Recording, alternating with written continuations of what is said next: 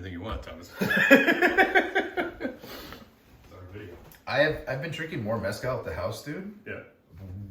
What? I feel way better when I drink mezcal at the house than when I drink. Well, because Ethan and I would be playing video games, right? And then I'm like, hey, you want to have like a quick drink? And I'll like, we'll pour like a half of an ounce of like, whiskey. Right. And just like knock it back while we're like, doing whatever and just like drinking like inexpensive wine and stuff like that. Right. Because we're just playing video games. It's kind of like hanging out. Because I don't need to take anything seriously when I'm like at home.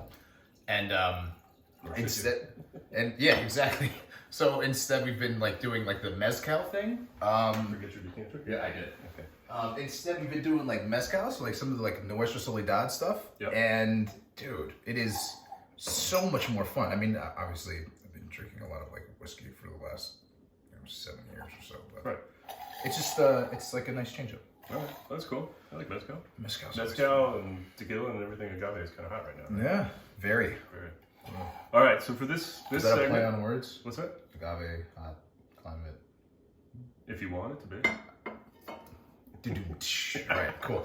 All right, here we go. This is the blind tasting segment. And the challenge here, Tommy brings his wine, I bring my wine, and we kind of we work through it and kind of give it a chase. You know what I was thinking? Maybe explain why we blind taste or why people blind taste in the wine world. Do you have any thoughts?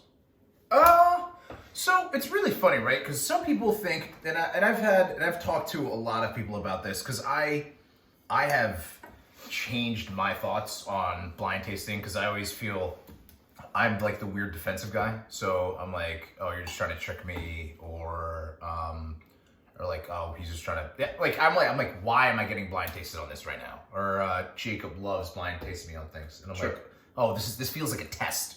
Like it's not a test. Well, sometimes it can be. It's a challenge. It's a challenge for sure. I really don't like getting things wrong, but maybe that's a personal trait of mine. I mean, I feel like if you have a wine, right, and you are somebody that knows what's going on, and in your mind, you're like, okay, typicity in, let's say, Central Coast Pinot Noir is X, Y, and Z. Right. And you taste the wine, and you're like, dude, this is awesome, and this is definitely Central Coast Pinot Noir, and it is that. Then why wouldn't that wine be a perfect example of what? You know what I mean? Like, as in, like, it's really good to use as a benchmark, right? To help you get there. And as, a sommelier or as a guy that, runs a wine shop, if you know what Central Coast Pinot Noir is supposed to taste like, or whatever it may be. Sorry, I keep using that. But if you know that is that, then when, a person comes to sell you wine, and you're like, yeah, that's exactly what that should taste like. I'll take X, Y, and Z. Right. So. Well, I think you're definitely onto a lot of the logic behind blind tasting. When as buyers, part of our assessment is always going to be, is this wine the way it's supposed to be? Right. Is it representing the region, or the producer, the grape variety, etc. Typicity. Right. But is it worth it?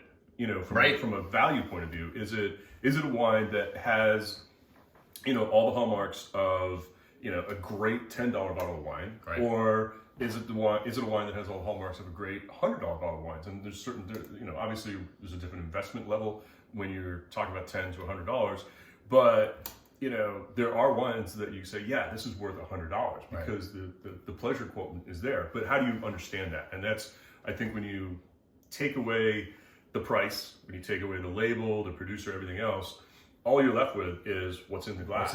And that's what's important, man. Right. What's in the glass. The liquid in the glass. So when you look at guys who are training for like top level sommelier, master wine, that kind of thing, you look at what they do, and the way that you are taught in those programs is to break the wines down in a sequential manner so that you're assessing all the components and that you're using your theoretical knowledge right, to help understand what's in the glass. And right, that justifies at the end what the price is, what the value is, and whether or not you actually want to buy it right, and serve it. So, all right, here we go. You want to go first, or want me to go first? I'll go first. All right, go for it. First. Yeah, I'll get. Oh my God. You got some white paper. White paper. That's sure. We'll get some white paper. Yeah. Oh, all right. not white paper. That kind of works. That works. The wax paper, maybe? Yeah. There you go. Why do you want white paper, Tommy? Because the color of the wine is super important in identifying a wine. Can be. Yep. Visual is an important aspect of it. Tells you what does the visual tell you? Visual can tell you grape varietal. Visual or can assist you with what the grape varietal may be, and then it can also help Chardonnay. you. Nope, definitely not Chardonnay. But it can also help you with age or vintage. Sometimes, yeah. Visual, when you work through the training parts, visual is one of the things that gives you a lot of information, but you have to definitely link that to everything else that you're about to experience on the nose and on the palate. Because I look at this wine. Well, you look at it. You're blind tasting it, right? So this definitely has some age in it. Some age on it. Why do you say that? Because of its color on the end. Just towards the end of like the teardrop, we've got a little bit of like a kind of like a bleeding kind of color. We call it a fade. A fade, okay, rock and roll. This wine is also either pretty on the older side or just unfined and unfiltered. Well, there's definitely chunks in it because decent amount of sediment rolling around. Yeah. The cork broke apart a little bit. The cork broke apart a little bit. Yeah, so. happens. Yep. But yeah, so just to break that down and kind of put it into terms, we tilt our glasses to kind of look down through the wine, and you want to look at the assessment between the center of the glass or the center of the wine in the glass and the color that's there versus exactly what you did, how it looks as you get towards the meniscus, the edge of the wine. Right. And when you have a lighter or clearer meniscus, that often is indicative of either age, wood contact, or both. And part of the aging process and part of this visual representation, as you get that fade or that less intensity of the pigmentation as it works towards the edge, that kind of tells you that this wine probably has seen some age, because over time the pigments that come from the skin are going to break down a little bit, and they're not going to be able to stay all the way to the edge of the wine as well. So that's from the visual we can assess that it's probably had some age. Definitely. What's it smell like? This is a bouquet of aromas, my friend. Bouquet of aromas. As opposed to a bouquet of what? I don't know. Flowers? Something like so. Yeah, what do you smell? So when we taste wines and kind of categorize the aroma compounds that we might be smelling, we kind of break them into primary, which is very young, tertiary, secondary, which are often things that come from the wood aging or from some sort of wood contact. So you might, in secondary aromas, you might get like vanilla, baking spices, smoke, char, anything that might be derived from the wood. And then tertiary are going to be sort of those overlying characteristics, flavor and aroma characteristics that come from aging. And they're going to be compost, fresh soil, mushrooms, sometimes a little bit of smoke. So work your way down logically through, what are the primary aromas, meaning like the fruit flavors and things like that, and then go on to the wood components, and then if there's any aging components. Rock and roll. On the nose, I'm getting dark cherry notes. Definitely, I would say pretty aromatic, floral in a way. Try to be specific. So those are like general categories. Right. Now within that, try to pick out what kind of floral or aromatic or fruit components you're actually smelling, like specific things. I'd probably get maybe rose petal. Okay.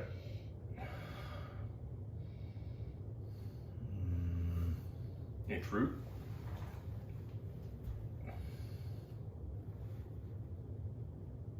Maybe like cassis. Cassis, sure. So I would say that I'm not trying to steal your thunder, but I would say that there's definitely some dark raspberry, cassis. There's a lot of like super ripe red fruit, but it's elegant. I also get a little bit of those secondary flavors where I get a little bit of vanilla. I get some char, some toast, but it's pretty subtle. Some barrel aging here. Yep, and then moving on to, do you smell anything like that might indicate from an aromatic point of view that the wine is aged? Got it. Tertiary flavors or aromas. No, do you? I was asking you. That was a question.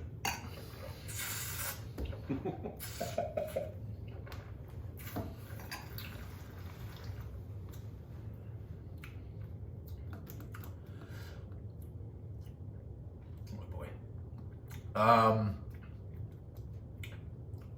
guess is. Okay, I guess we're building our way. We are. We're working our way logically to a conclusion. So, New World or Old World? That's a good question. That's what I like to get out of the way, right? Because that narrows it down big time. So what do you think? New World or Old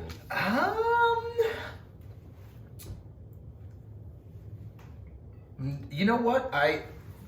For me, I was thinking that we're probably headed in a direction that's going to be more Old World. I was thinking Italian, but deep down inside, I have a feeling that I'm starting to pick up on a couple of things that might be, representative of like what some California wine might start to taste like. So explain. So,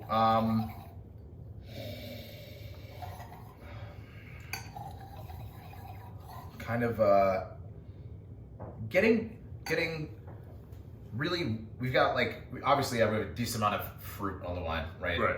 It's very forward. The wine has a decent amount of age on it. This is a wine that when it first started its life probably had there was a lot going on. Your alcohol percentages probably started off on, well, it probably is on a little bit of the higher side. This wine probably has I'm gonna guess this is probably something like 12 to 15 years old. Okay. And I'm thinking that this is a blend that is Cab or Merlot dominant. Okay. So you said New World, Cabernet dominant blend. 10 to 15 years of age. So if it's New World, what country? I'm thinking the United States of America. And then within the United States of America, what state? I would assume California. And then within that, what appellation? I'm going to go with Napa Valley. Okay. Yeah. Now, Napa Valley has a number of sub-appellations. Do you want to go so far? I do not know what the AVA is going to be. Sub-AVA? Okay. Do you want to take a guess as to the vintage? You said 10 to 15 years. You want to guess a vintage? I might even guess older than that. I don't really have that much knowledge in like vintages within California or so experience. I'm going late 90s, early 2000s is going to be my guess. So like maybe 98, 99 would be my guess, or I'm going 98, 99. That's where that's what my guess is for a vintage. All right, so California, Napa Valley, Cabernet dominant wine, 98, 99, somewhere in that zone. Rock and roll. All right, cool. You want to guess producer? Nope. You sure? No. No, I have You want to pick a famous producer or two in Napa Valley?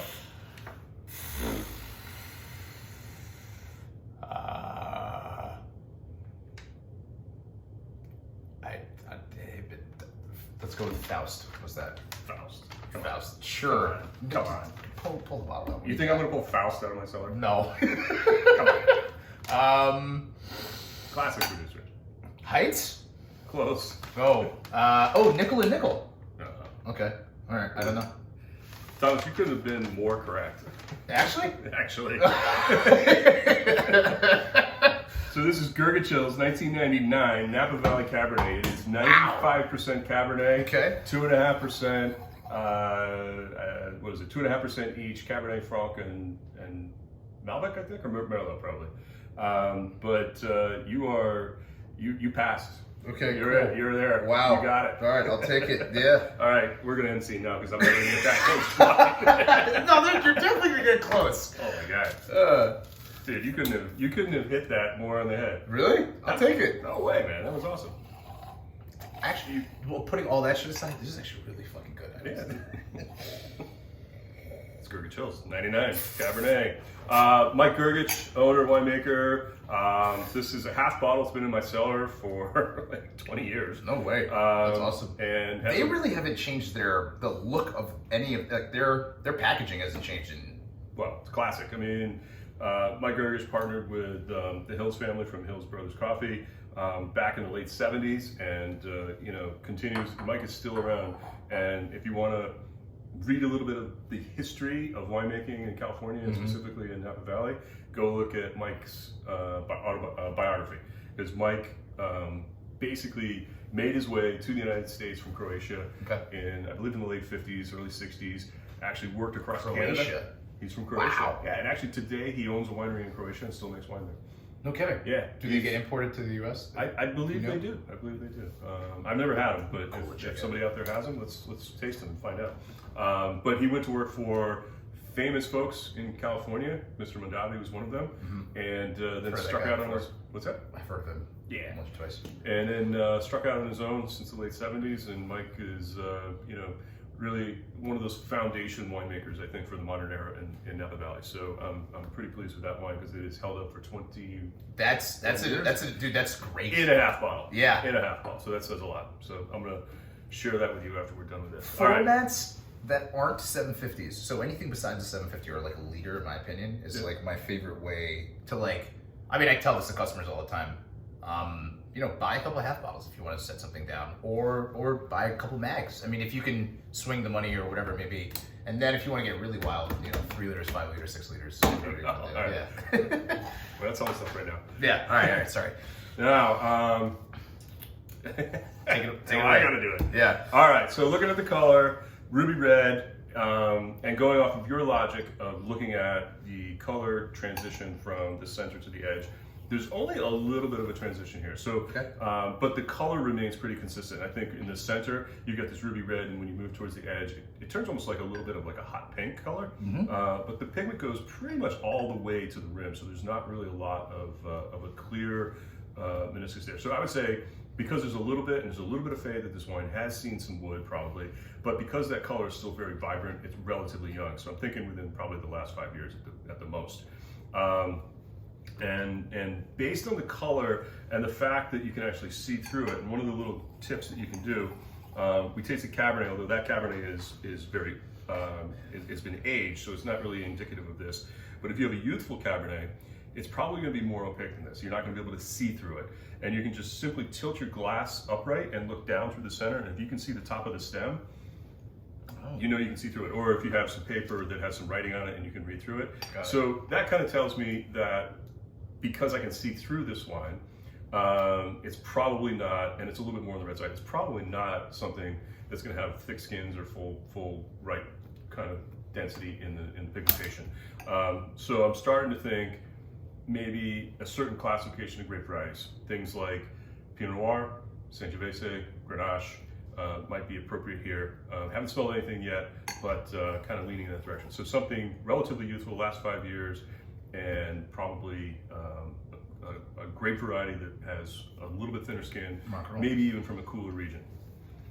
Put my nose in the glass, right away I get youthful fruit that's like super red, like cherry red, and that sort of briary midsummer raspberry. Yeah. A little bit of spice, there's a little cedar spice there. Yeah. So I'm thinking maybe there's probably a little wood contact here, partial new. Super ripe fruit though.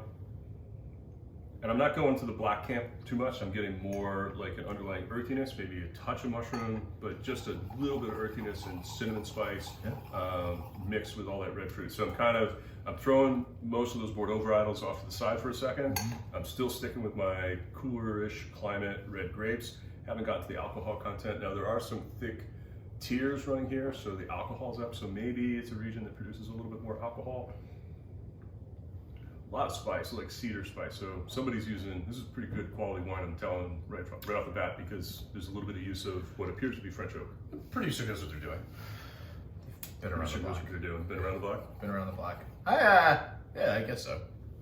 Not like Gerger Chills, but Haven't been around as long as Gerger Chills? I don't think so. All right. Then on the palate, you get more of that sort of bright red fruit. Still more herbal, but it's got like this sort of velvety coating. Sort of reminds me of that Nero Diavolo that we tasted earlier, just in its sort of youthful berry fruit. So I kind of easy. Yeah, not a lot of acid here. On my palate, I'd say the acid here is medium plus. Yeah. So having a little bit more alcohol, having a little bit less acid. I'm kind of thinking that this is, it may not be Pinot Noir. If it is Pinot Noir, it's going to come from a region that's got a lot of sunshine, develops a lot of ripeness. So it could be that Central Coast Pinot Noir you were talking about a minute ago. But to me, this has more roundness and fleshiness and that higher alcohol kind of reminds me almost of Grenache or Grenache. I think it's New World. Man, it's definitely got some alcohol to it. All right. I think I'm in California. I think I'm going Central Coast. You fooled me last time with Syrah, and I said Pinot. This is probably, if I say Syrah, it'll be Pinot. But I can't imagine this being Syrah. It's not dark enough, not peppery enough to be Syrah. Could be Grenache. I kind of like the Pinot Noir aspect from Central Coast though, because I've tasted wines like this from Santa Barbara. Okay. Whole cluster in there because I think you're getting a little bit of that slight bubble gumminess. I think you're actually right on point with the whole cluster part. The whole cluster part. I know that you're on point with. But nothing else is right? I don't know. Man, this is just, I think it's just, if this is European, I would say that they're making some fleshy wines in Europe. I mean, my first thought when I smelled it. I want you to think of vintage you said in the last 5 years. You want me to think of a vintage in the last 5 years? Think of vintage in the last 5 years, especially a place that used to be really cool, but not as cool as it used to be. Okay, so we're going to Burgundy? Nah, it's nearby. Nearby Burgundy, all right. So I'm going to change my vote to Old World, Central France. You know, when I put my nose in it first, before we even started talking about the wines, I said, oh, that's wrong. And I'm like, but I don't know. I think now, to me, because it's kind of got that combination of that dark, rich fruit, that ripeness and everything, I'm kind of thinking Beaujolais and Gamay. So it's ripe, and that was where the confusing part was. So I'm going to guess like 2018, 2019. This is not Nouveau. So let's say 2019 Beaujolais, but this is a cru. There's too much niceness here. She's round. She's round. She's round. Okay. You know, it's round. Sorry. So it's one of the less aggressive ones. Maybe Saint Amour. I don't know. Okay. Fleury. All right. 2019. 2019 Beaujolais. Cru. Northern. All right. So we are, I believe, 2018. We are Domaine des Marans. You are in Morgon, and this is Courcelette. Beaujolais, man, definitely in the last couple of years, as you know, with climate change and all of that, alcohol percentages are starting to creep up there a little bit. That's why the tiers are a little bit. 13.5. Yeah. Domaine des Marans, really delicious. This is their Courcelette. Very round, a little bit more macho, but there's also some really feminine qualities. And I believe Courcelette, I believe you're a little bit closer to like Fleury here. So Morgon, Fleury, these are kind of in the central northern part of the Beaujolais district. Up in the hills kind of help develop a little bit more complexity, give them a little bit more time on the vines, essentially. A lot of granite soils, depending on which village you're in, the soil changes slightly, but they're all based on sort of like this pink granite that they have a lot of here. And just really kind of smooth texture, beautiful, elegant wine. So I like that. That is good stuff. I love Beaujolais. Tommy, what is our favorite thing to do sometimes? Sure, drink. Drink. No. To enjoy chartreuse together. Why chartreuse? Because it's one of the best liquids that's ever been produced. There you go. Period. And it's green. Green. Well, chartreuse green is What was that chartreuse that we kept running across in France? One with the yellow label on it? The yellow label on it. Yeah, so that's a they actually, I think what they do is they have a contest with sommeliers in France every year, and the winner gets to kind of go help make it. I could be wrong on this, I don't know. But it's called something like the sommelier selection. Got it. And they kind of pick or do their own bottling or something like that, I don't know. But we have the standard green chartreuse here, so we're gonna sign off with a little cheers. Cheers. Salud. Chartreuse. It's so damn good. It is. Subscribe, give us some likes, comment, whatever you want to do. Talk to us. We're here for you. We'll see you soon. Cheers. That was fun. Definitely not going to the gym.